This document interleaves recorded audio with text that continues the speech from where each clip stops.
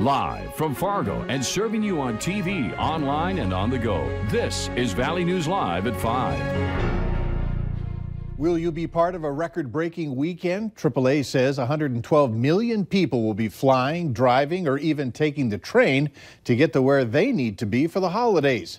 40,000 passengers are expected to fly out of Minneapolis between now and December 30th. So weather, obviously, will be a key, right? Taking a live look out in Minot, you can see that there's some snow already covering the ground out there. Hutch, what can we expect for our area?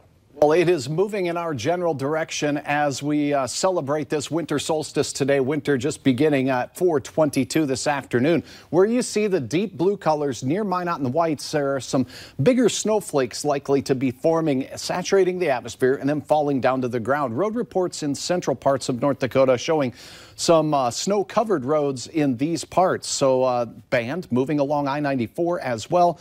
It will approach the Devil's Lake Basin first, moving into the Red River Valley as we get between 7 and 11 p.m. tonight. And then into Saturday morning, it will push into parts of western and northwestern Minnesota. Snowfall potential with this system isn't heavy, but please be cautious on roads tonight. 2 to 3 inches possible in northeast North Dakota, at 1 to 2 inches in the Red River Valley, and a trace to 1 inch elsewhere. We're also following a post-Christmas storm that will have impacts on the Central Plains with heavy snow, Mike, and gusty winds as well. This is in that Wednesday to Thursday time frame. I'll have an update on that, as well as your hour-by-hour forecast here in a minute. So getting to your holiday destination might be okay, but you might be challenged on the way home? Correct. We have challenges on both sides. Okay. All right. Thanks. You bet. After a video surfaced of the fight yesterday at Cheyenne High School in West Fargo, a large number of viewers reached out to us expressing how angry they were that so many students were just standing there watching and laughing. In the video, you can see that no one steps in to break up the fight until a teacher comes by. Looking at West Fargo's bullying policy, we found out that there's nothing in place that prevents students from breaking up a fight. And a student or staff member who breaks up a fight would not face any consequences as long as they don't retaliate against the victim. We've been told that the victim in that fight will be back to school after the holiday break. Charges are pending against the student seen throwing the punches. 2 people are in jail following a police chase in Becker County. Investigators saying it happened early last night after the vehicle failed to stop and then accelerated. The chase headed east on County Highway 34, where speeds exceeded 90 miles per hour. Stop sticks were used, and then deputies performed what was called a pit maneuver east of White Earth, where the chase ended. 24-year-old Anastasia Lattiser of Detroit Lakes was arrested for fleeing a police officer. A passenger, 29-year-old Nicole Blackbird of Detroit Lakes, was arrested on a felony arrest warrant. Here's a look at this week's Valley's Most Wanted. Police say 38-year-old Stephen Robert Jackson is wanted out of Cass County for violation of probation on a charge of unauthorized use of personal identifying information. You're asked to contact your local law enforcement if you have any information on Jackson. 3 more people have been arrested in connection to a recent vandalism in Fergus Falls. Chase Wheeler was arrested earlier in the week, and the Fergus Falls Daily Journal is now reporting that Tristan Wheeler, Dylan Butcher, and a juvenile were picked up yesterday. All stand accused of damaging at least 30 cars. Police say someone used a BB gun to shoot at vehicles from Friday night to Monday morning in Fergus Falls. A Minnesota State trooper is recovering after an attack during a traffic stop. The alleged assault happened near Blue Earth yesterday afternoon after the trooper pulled over a vehicle with 2 men inside. After the attack, the driver fled the scene, but he and a passenger were later arrested in Albert Lee. People told police that they saw someone throwing something from the suspect's car after leaving the scene of the attack. Police say they found bricks of marijuana along the route. Still no word on the extent of the injuries. Take it easy if you're going to be out on the ice during the holidays. Local authorities are warning about the dangers of ice conditions on area lakes. Now keep in mind that no ice should ever be considered safe. You should check existing ice conditions as you travel. Do not travel on the lake after dark, and always notify someone of the area that you're going to be traveling to and your expected return time. An Otter County man is dead after the pickup he was driving overturned in a farm field. It happened Wednesday morning south of Highway 10 near Perham. Police say 53-year-old Stephen Szymanski of New York Mills lost control of his pickup, left the road, and crashed into a field. A few businesses in the Red River Valley have been receiving gifts that aren't your typical donations that you hear about.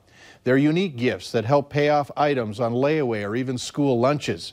Today, a donor paid for everyone's items in a checkout lane at Target on 13th Avenue in South Fargo. Valley News Team's Maddie Joseph tells us how these unique gifts help people in our community. During the Christmas season, people usually think about buying gifts for their loved ones. But this year in particular, it seems like people in the community are going above and beyond. I think that's wonderful that everybody's chipping in and coming together to make our community better. Earlier this month, someone paid between $3,000 and $4,000 worth of layaway at Walmart on 13th Avenue. The Salvation Army got 2 gold coins worth $1,000 donated to them. And Target had someone paying for people's purchases. These gifts help people and businesses get the success they need. Well, this is good news, and we want to talk about good news, and these unique things and these unique gifts make that happen. The United Way also received an extra gift they weren't expecting from Vogel Law Firm. So what they did is they did an extra fundraiser, and they said we want it to go towards the United Way because they care about the community. Vogel Law Firm donated an extra $3,600 check to United Way of Cass Clay. Christopher says it'll allow United Way to help the community even more. We can take gifts like this and really do extra or do additional things to measure the impact that giving has on our community. It's a season that just keeps giving. In Fargo, Maddie Jolseth, Valley News Live. If you would like to donate to a local charity, head to this story on our website, valleynewslive.com, for links to do so. Police in Edina, Minnesota often get calls when dogs are left in parked vehicles, but yesterday it was a different twist. Take a look at this. Someone called to report unattended pigs inside of a parked car at the Southdale Shopping Center. Officers did not contact the owner of the car because they say the pigs seem to be fine. City code there says livestock is not allowed in Edina homes, but police say there's no ordinance about vehicles. A Rapid City, South Dakota man who has agreed to take in a former priest accused of sexually touching a 13-year-old girl says his neighbors are angry about the situation. Officials say that 30-year-old John Praveen was released from jail yesterday after someone paid for his recently reduced $10,000 cash-only bond. The man who volunteered to house Praveen says he may ask to take a leave of absence from his job as a network administrator for Rapid City area schools so he can stay home and supervise Praveen at all times. A judge says that Praveen must wear an ankle monitor. 3 deer taken recently in this year's deer gun season in North Dakota have tested positive for chronic wasting disease. 2 of the deer were taken in Unit 3F2, known to have CWD, while the 3rd was taken in Divide, which was previously considered disease-free. CWD is a fatal disease of a deer, moose, and elk that can cause long-term population declines if left unchecked. Wasn't a huge surprise, but means that we need to start to take the next steps to managing the disease as best we can. Since 2009, 14 CWD positive deer have been found in North Dakota, and all previous cases were from hunting within the hunting unit 3F2. We're getting down to the wire with Christmas just being 4 days away. However, some are still out doing some last-minute Christmas shopping. If you're still struggling to find a gift, items like affirmation socks, candles, and games could be a good option. Sweets are always good stocking stuffers, or pairing them with a sweater or a new hat and mittens can also make a great gift for your loved one.